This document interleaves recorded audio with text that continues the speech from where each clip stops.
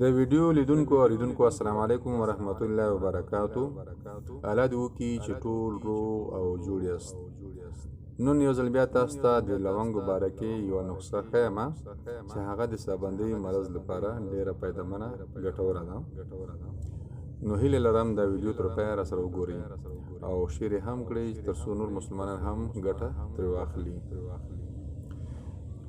ډیر نه، شپږ دانې د لونګو دانې سرونه باید ترغوڅ کړئ. تازه لونګ سرونه باید ترغوڅ کړئ، دا نور لرګي بې پاته شي. دا پاته لرګي یو ګیلاس نورمال اوبو کې ماښام واچوئ تر سهاره پورې. نو سهار چې کله له خوبه راپاڅېدئ نو دا اوبه په نهاره باندې وڅښئ.